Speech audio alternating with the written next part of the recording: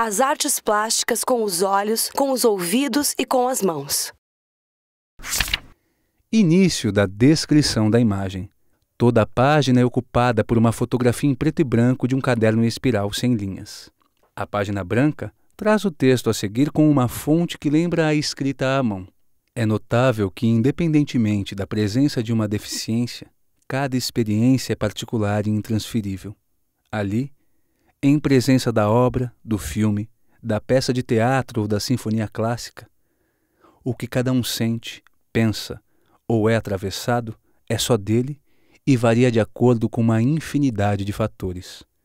Varia de acordo com o interesse da pessoa pela linguagem, por seu background, sua formação, sua cultura, sua língua, sua deficiência sensorial, sua idade, sua classe social, enfim.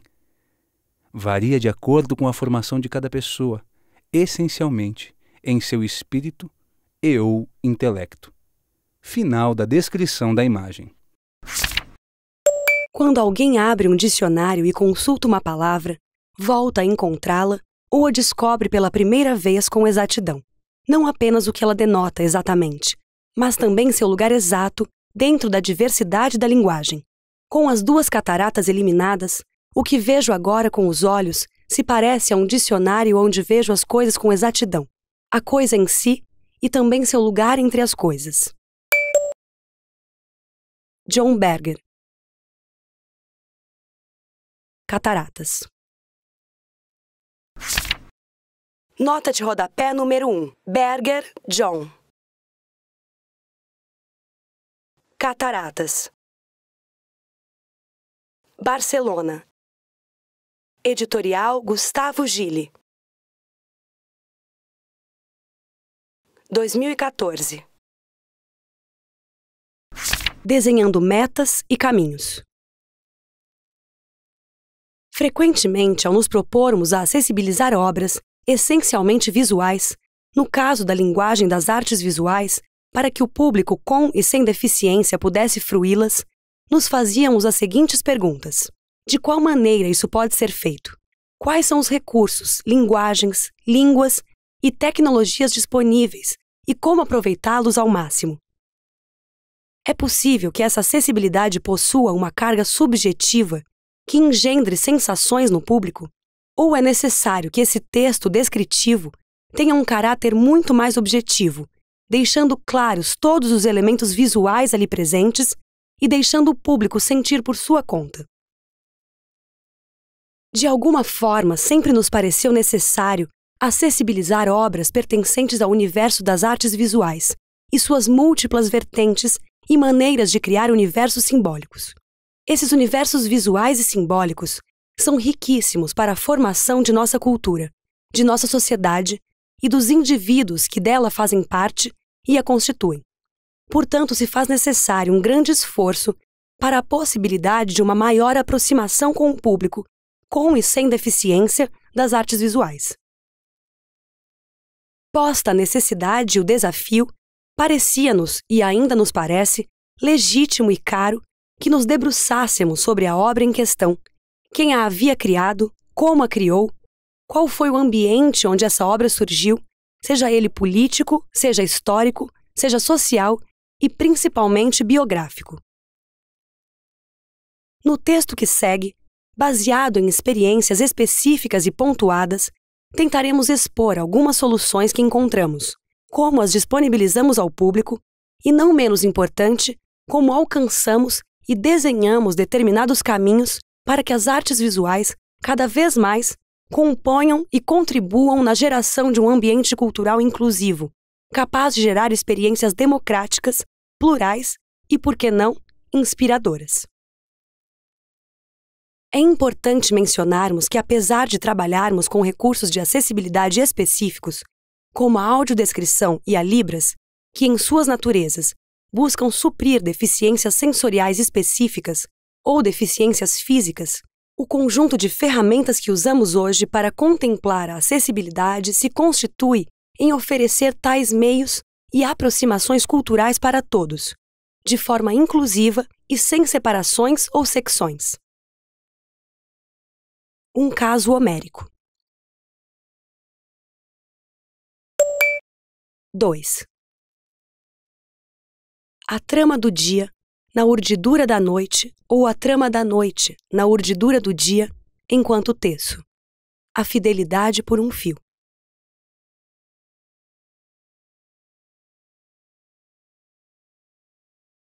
5. A viagem pela espera é sem retorno.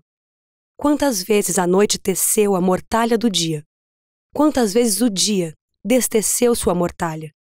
Quantas vezes ensaiei o retorno, o rito dos risos, espelho tenro, cabelos trançados, casa salgada, coração veloz.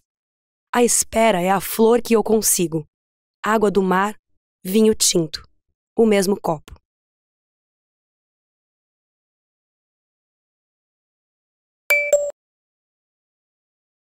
Penélope, Ana Martins Marques.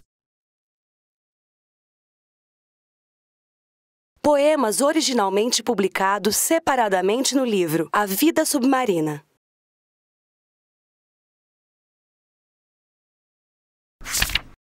Nota de rodapé número 2. Marques, Ana Martins.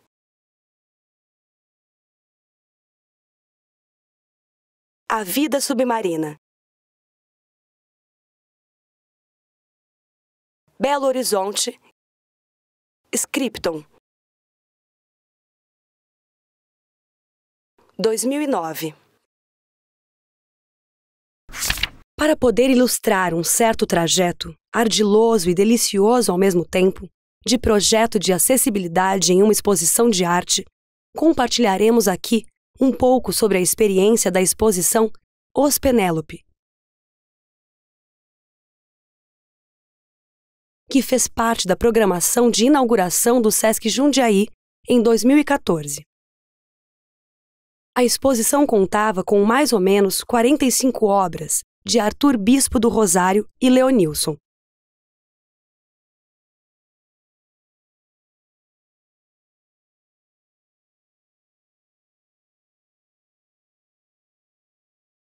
Tinha curadoria de Ricardo Rezende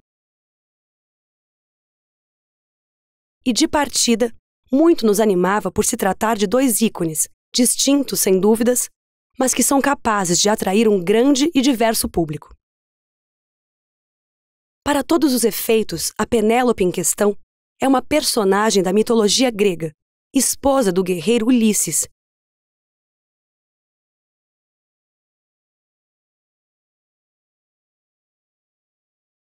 que aguardou por 20 anos que seu amado voltasse da guerra de Troia.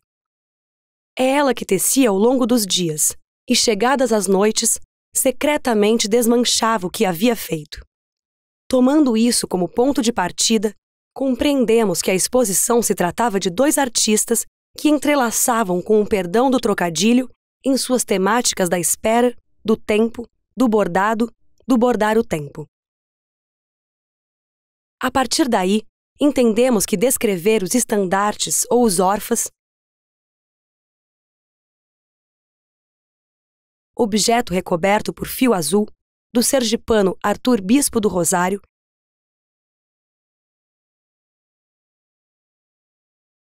e os quadros viscerais do cearense Leonilson,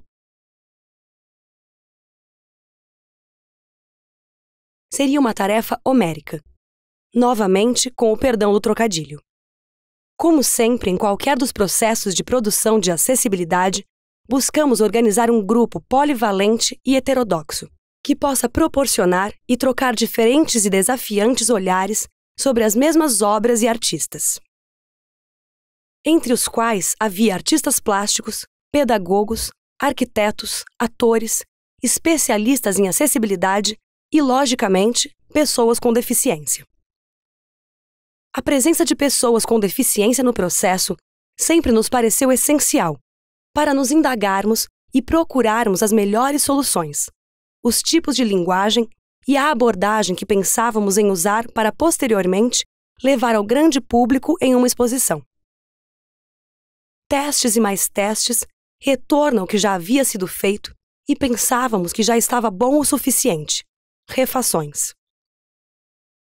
Essa era a parte do dia a dia em busca da melhor ou mais completa maneira de abordar tais universos e suas possibilidades de democratizá-lo. Além disso, para passar ao público que pretendesse acessar tais descrições, fosse ele com ou sem deficiência, as informações visuais das obras escolhidas dificilmente fariam sentido se não contextualizássemos as vidas dos artistas, as condições de produção das obras e suas respectivas trajetórias. Para isso, escolhemos entrar em contato com textos críticos de especialistas sobre ambos artistas, como Frederico Moraes, no caso de Bispo.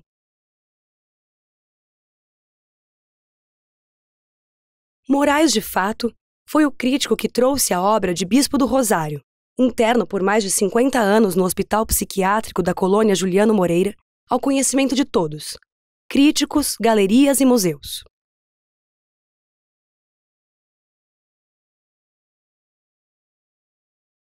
Além dele, para entender melhor quais obras deveríamos abordar na exposição, já que a acessibilidade era de apenas um recorte de obras e não para o total de obras presentes na exposição, isso em função do tempo de produção dos recursos, da restrição de custos e até mesmo por uma escolha de não tornar o conteúdo de acessibilidade algo imenso e que obrigasse o público a ficar mais de 1 hora na exposição. Tivemos apoio de outra especialista na obra do Bispo e também da relação entre as artes plásticas e as doenças mentais, a carioca Flávia Corpas.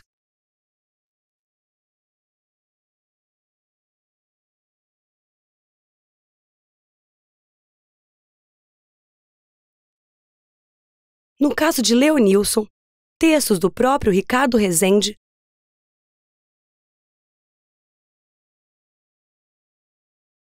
curador da exposição e consultor do projeto Leonilson, serviram como norte para a seleção de obras que deveriam ser entre 7 e 8, e o entendimento das abordagens, assim como o filme A Paixão de J.L.,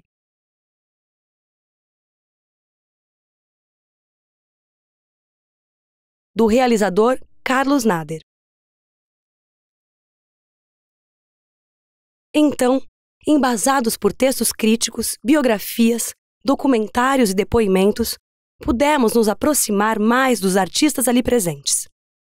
Soubemos que Bispo havia servido na Marinha Mercante, delegando maior significado ao seu grande veleiro.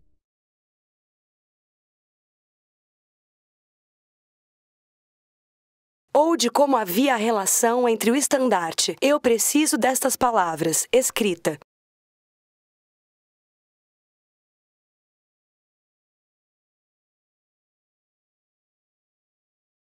e o surto da noite de 22 de dezembro de 1938, quando ele foi chamado por Deus a fazer o catálogo do mundo, fosse ele de palavras ou de objetos.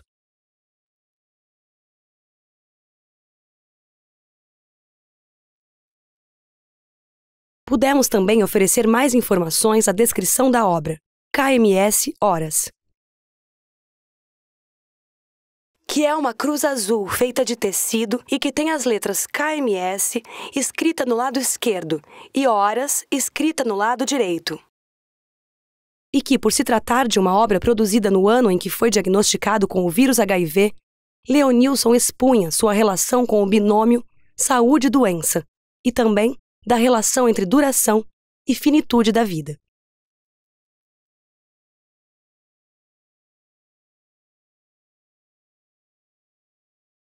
Finalmente, compreendemos que a descrição que deveríamos oferecer de cada uma das obras escolhidas seria uma combinação do que se via e do que não se via. Além disso, entendemos também que o texto apresentado deveria causar impacto, assim como as obras impactavam o público visualmente. Deveria ser um texto impregnado de adjetivos, de potência escrita, que pudesse dar conta da potência visual e que fosse narrado de forma clara e, ao mesmo tempo, que fosse capaz de captar a atenção do público por 5 ou 10 minutos. O conjunto de obras acessibilizadas para a exposição estão disponíveis no link https:// acessibilidade Sesc Jundiaí, wordpress.com. Objetos táteis.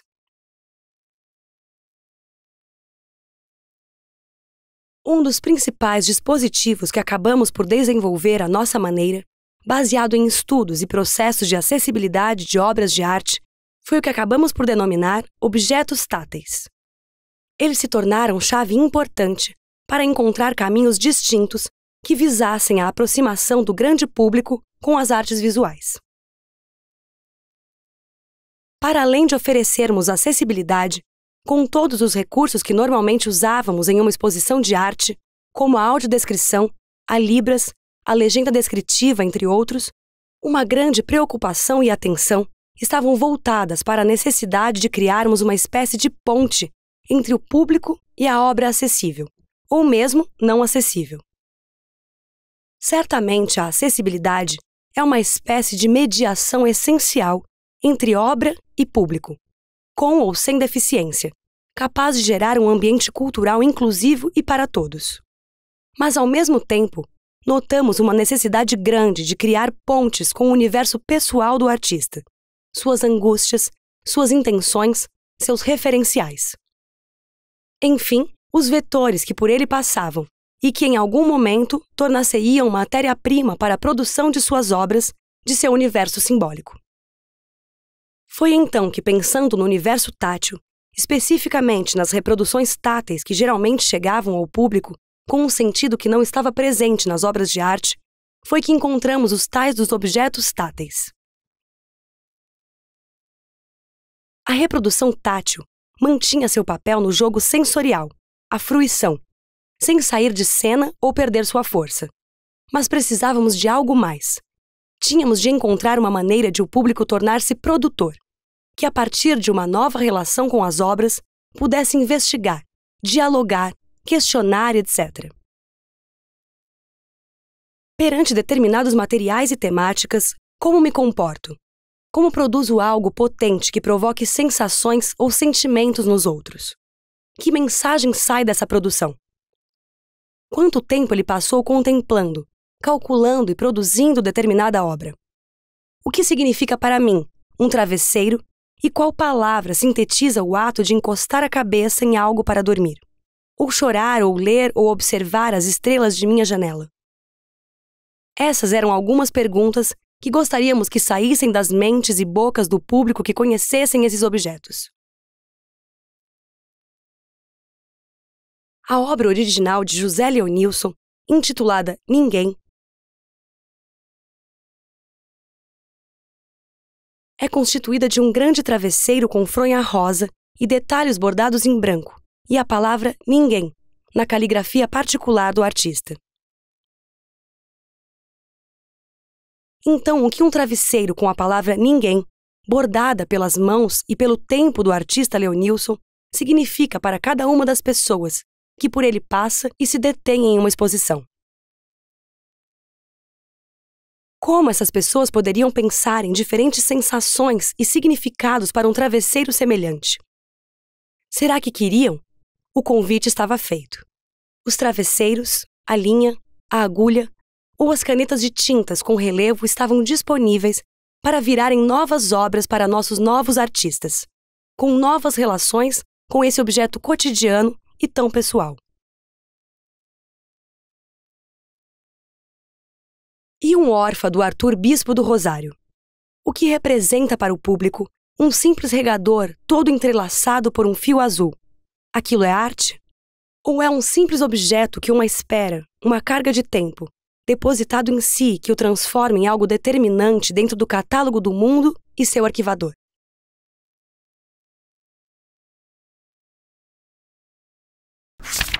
Início da descrição da imagem.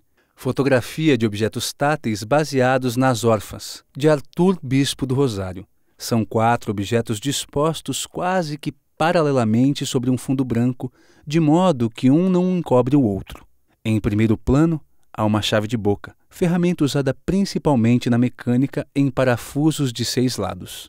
Depois, há uma pá de jardinagem, uma raquete de plástico e um regador. Cada um dos 4 objetos são entrelaçados de forma independente dos demais por um fio em tons de azul. Final da descrição da imagem. Um regador, uma raquete de plástico, um rastelo, depositados no chão, ao lado de um novelo azul, não poderiam funcionar como desafios para o público? Como o público poderia construir algo novo com tais objetos? Uma obra de arte? Ou mesmo imitar o Bispo do Rosário em seu recobrir tais objetos? É preciso notar que aqui, um importantíssimo vetor ou força permeia toda a ação, tanto do bispo quanto do público: o tempo. O tempo em se deparar com os objetos componentes dos órfãos, com a linha, com a obra, com o recobrir e com o enrolar. Enfim, alongar ou alargar o tempo de relação com tais universos simbólicos, criativos e criadores, potentes e potenciais.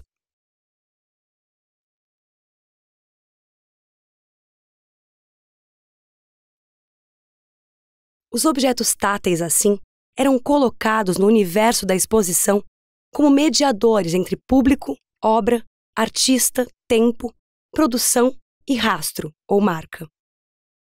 De alguma forma poderiam gerar marcas indeléveis no público, que levaria para suas casas, para suas formações como indivíduos, para suas experiências, para suas relações com a arte, portanto, para suas vidas. A tecnologia como aliada.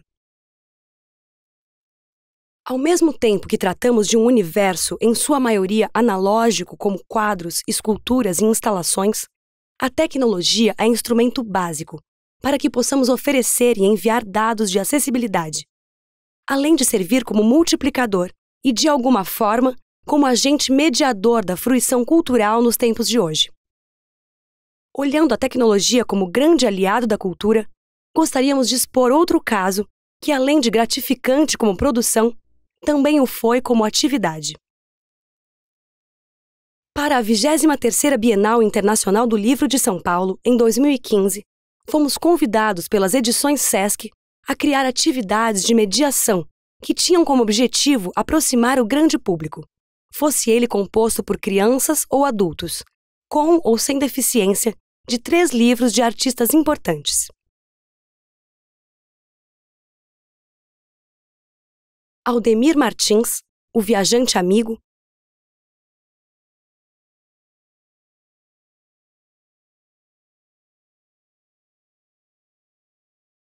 escrito por Jacó Klintovitz.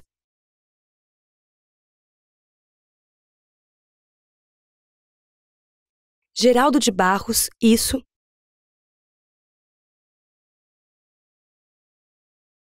de Fabiana de Barros, e Joseph Beuys, A Revolução Somos Nós, de vários autores.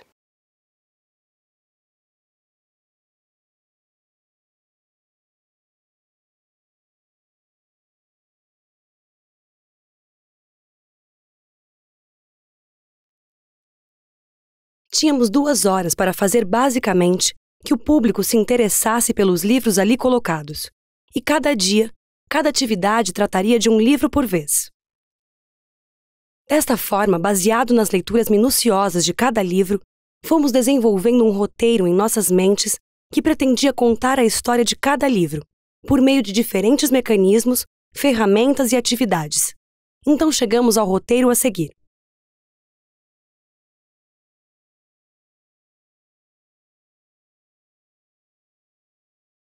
Roteiro sistematizado. Primeiro passo. Um tablet oferecia um conteúdo audiovisual acessível, com no máximo 5 minutos, trazendo a descrição da capa e contracapa, um outro texto importante ali contido e um pouco do universo visual e textual da publicação. Início da descrição da imagem. Fotografia horizontal que mostra 2 meninas olhando fixamente para um tablet repousado em cima de uma mesa branca. Elas usam fone de ouvido e estão de costas para a câmera. Na mesa, há empilhados 3 exemplares do colorido livro Aldemir Martins, O Viajante Amigo e um trenzinho de madeira cujos vagões carregam pincéis e outros objetos que remetem ao universo do artista. Final da descrição da imagem. Segundo passo. Eram apresentadas releituras das personagens dos artistas para poder contar um pouco de suas histórias. Mas essas releituras eram metafóricas e lúdicas. Geraldo de Barros era apresentado em forma de uma pequena prateleira branca, já que tinha como ofício diário ser designer de móveis. Dentro dessa prateleira havia uma câmera fotográfica analógica, miniaturas de móveis, tijolos e blocos de madeira, todos objetos importantes na trajetória multidisciplinar do artista paulista. Aldemir Martins vinha em forma de trem de madeira.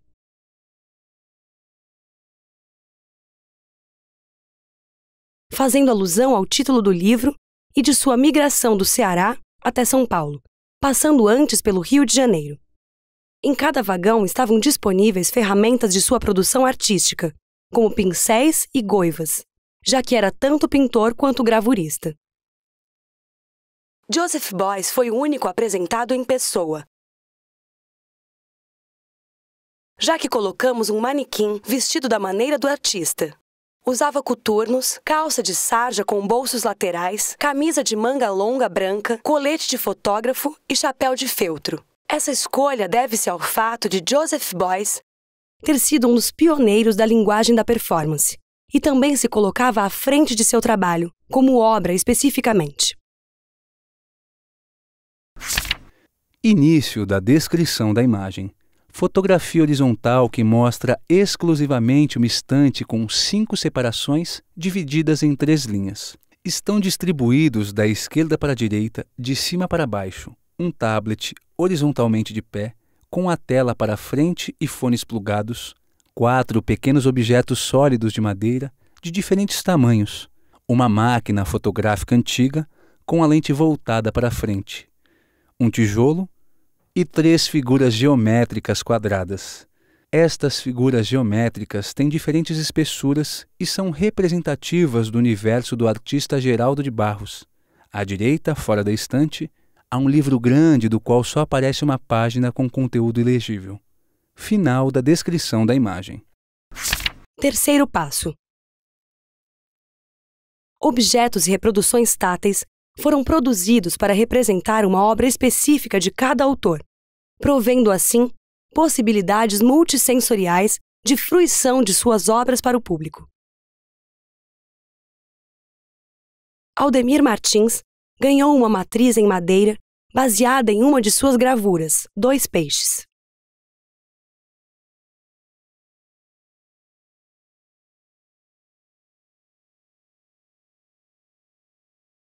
A matriz era em baixo relevo e sugeria uma interação tátil desta peça.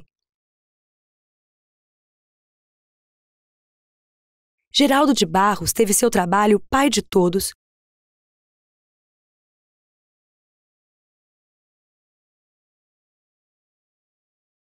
reproduzido em peças menores, autônomas e com diferentes espessuras, de acordo com suas cores, branco, preto e cinza. E por fim o trabalho We Won't Do It Without the Rose.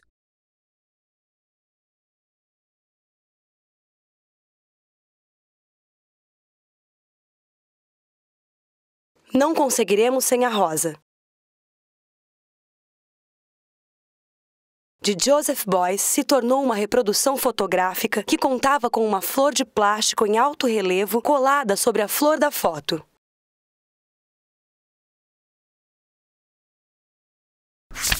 Início da descrição da imagem. Fotografia horizontal de uma representação multissensorial baseada na obra de Joseph Beuys. A mão direita de uma mulher adulta toca as pétalas de uma flor vermelha de plástico, que está colada a uma fotografia vertical. Da mulher, só é possível notar o braço. Ela usa uma blusa de frio preta, de mangas longas e tem as unhas pintadas de esmalte vermelho. É possível notar que a flor foi colada justamente onde há uma flor parecida na imagem. Logo abaixo da mão da mulher, na fotografia, há um homem de olhar atônito que usa um chapéu de abas estreitas e colete caque sobre camiseta branca. Final da descrição da imagem. Quarto passo. Depois disso, era mãos à obra. Vamos produzir, desenhar, recortar, brincar de como é ser artista ou, especificamente, esses artistas. Entender de qual maneira aqueles participantes eram tocados pela obra de cada artista. Entender o que estava naqueles livros e que tinha a maior potência de se aproximar ou tocar o público. Como aquele público era ferido o suficiente para quererem produzir algo de próprio punho. Então, algo interessante aconteceu com os caminhos da acessibilidade e para onde ela estava apontando. E não apenas a acessibilidade para as pessoas com deficiência, mas a acessibilidade tecnológica que dispunhamos ali.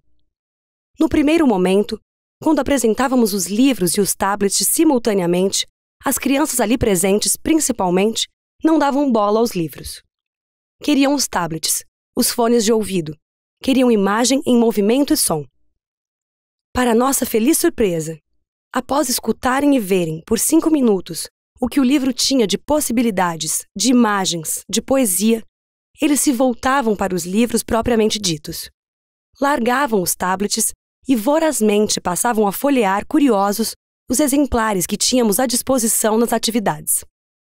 Dessa forma, a tecnologia digital acabou por operar um papel de facilitadora e mediadora entre o público e o livro, entre o navegador virtual e navegador analógico de livros.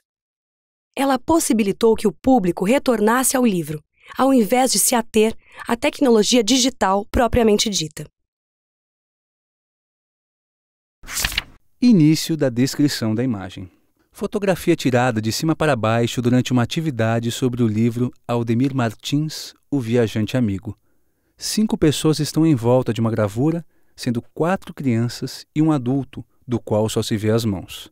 Quase todos têm um giz de cera nas mãos e não tiram os olhos da folha. Portanto, todos devem estar contribuindo para o desenho. O papel ainda está começando a ganhar forma com traços coloridos concentrados em 3 lugares. Final da descrição da imagem. As diferentes fruições.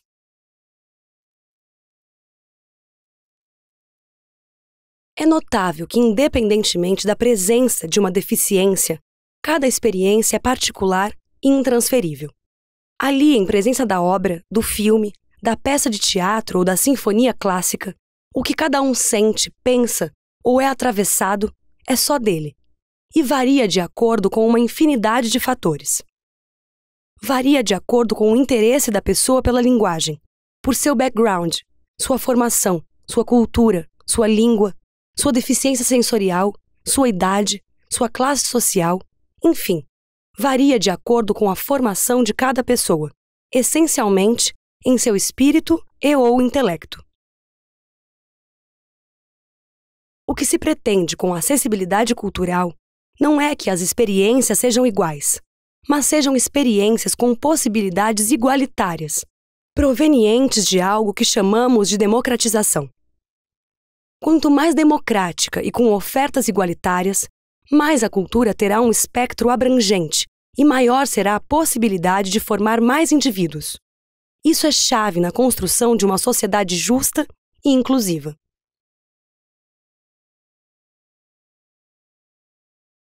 Quando perguntamos e queremos saber como foi determinada a experiência cultural de uma pessoa, com ou sem deficiência, significa que gostaríamos de entender se aquela pessoa teve uma possibilidade de fruição dentro das expectativas que contemplamos ao pensarmos em acessibilizar determinada linguagem ou obra. Ou ficamos absolutamente surpresos em descobrir possibilidades e sensações totalmente particulares. Em 2014, ao acessibilizarmos a exposição Tentaculares de Paulo Bordim,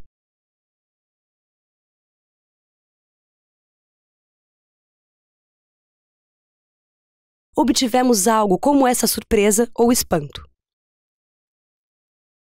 A exposição era composta por diversas esculturas de fios de alumínio e todas possuíam audiodescrição, libras e legendas.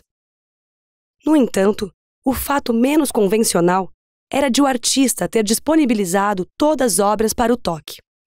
A bem da verdade, Paulo Bourdin já fazia isso há algum tempo e confessava que sua produção havia tomado rumos inusitados em função desse novo tipo de relação que o público tinha com suas esculturas, o tato.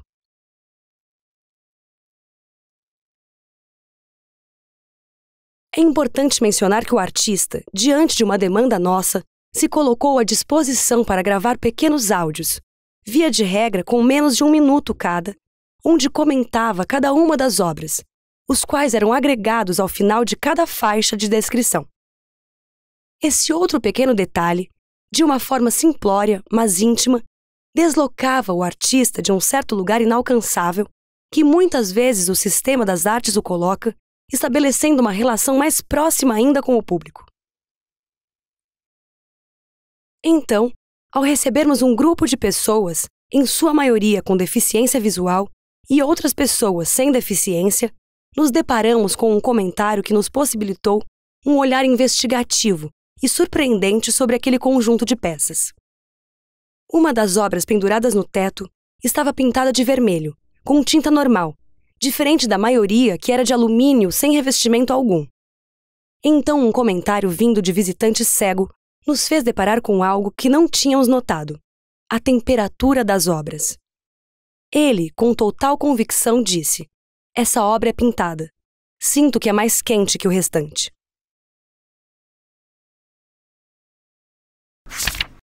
Início da descrição da imagem.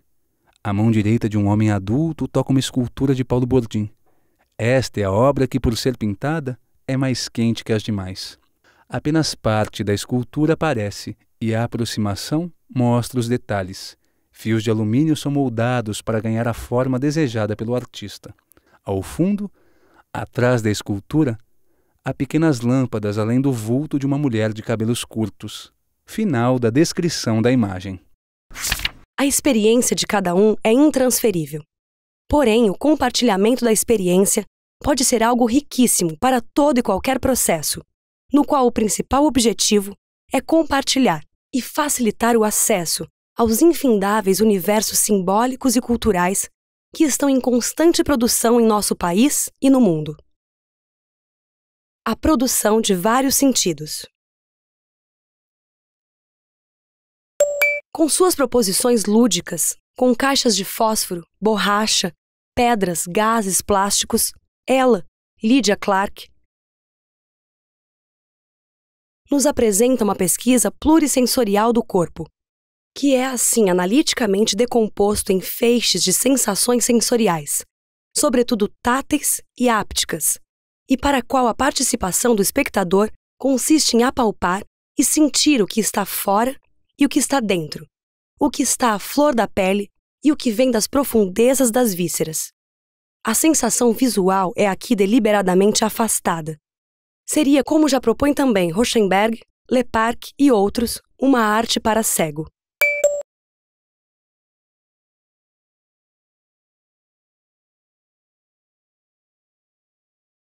Mário Pedrosa. Nota de rodapé número 3. Pedrosa, Mário. Opinião, opinião, opinião.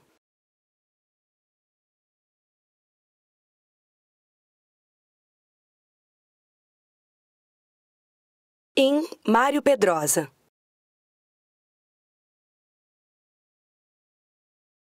Mundo, homem, arte em crise.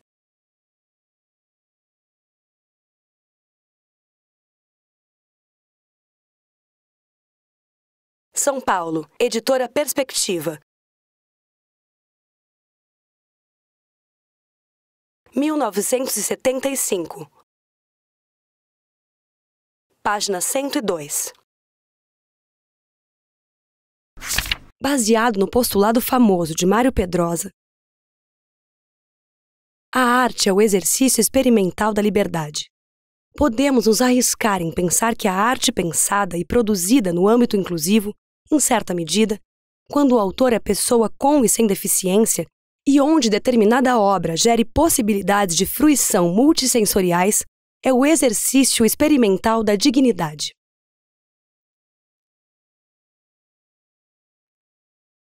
Dessa forma, sempre pensaremos que os recursos de acessibilidade, as tecnologias das mais avançadas, os objetos e as reproduções táteis normalmente serão ferramentas necessárias dentro do conjunto de esforços na aproximação do público com as artes plásticas, seja ele com e sem deficiência.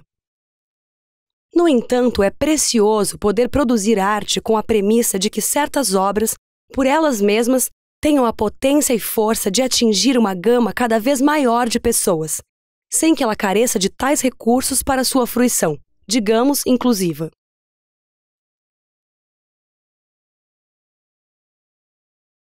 A experimentação de novos sentidos e potenciais multissensoriais em obras de arte é gênero fértil e deflagrador de experiências novas e inusitadas. Tanto o autor quanto o público serão capazes de experimentar novas sensações e novos percursos dentro desse universo simbólico das artes visuais. Inclusive, já mencionamos o caso do artista Paulo Bourdin. E como sua produção acabou por se reinventar ao incluir o tato em suas obras.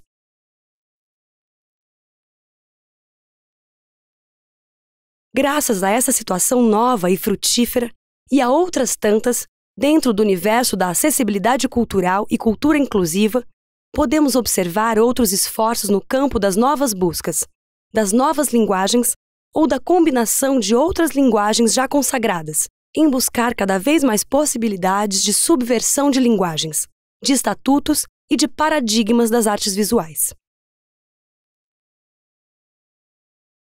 A obra acima foi produzida por Tiago Marquesano em 2015 e integrou a exposição Matéria 6, na qual 6 artistas apresentaram trabalhos com distintas matérias e materiais constitutivos.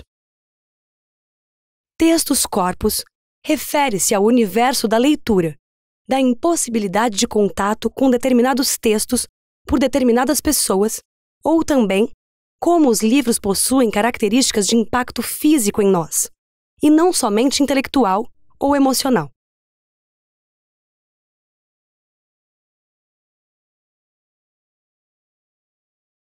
Essa obra pode ser vista pelos olhos, já que é visível. Pode ser tocada pelo corpo, já que é tocável.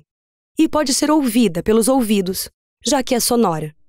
A obra se pretende despojada de produção de acessibilidade posterior a ela. Quer ser algo que toque diferentes sentidos, ouvido, tato, visão, e origine o interesse de outros autores para novas possibilidades de afetar o público.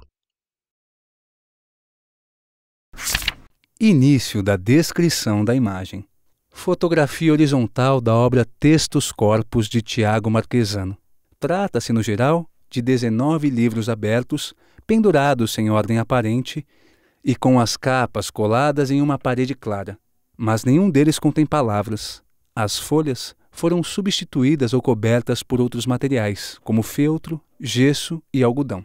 Final da descrição da imagem.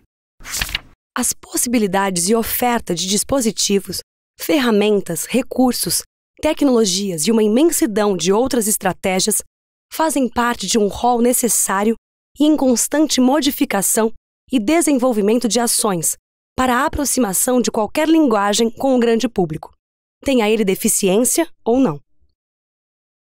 Mas esse rol não é constituído de fórmulas ou soluções prontas, visto que tratamos com universos compostos por subjetividades, poesia e camadas diversas.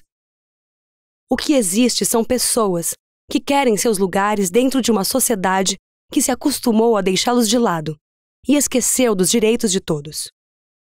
O que existe são constantes tentativas de fazer com que a cultura seja parte integrante da composição dos indivíduos, da sociedade e da troca fecunda de experiências, de aprendizados, de oportunidades e de sentidos.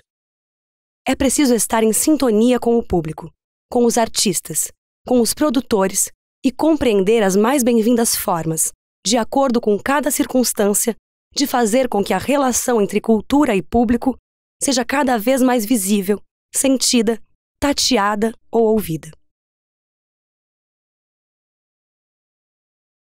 https://maisdiferencas.wordpress.com/08/07 textos-corpus-Tiago-Marquesano /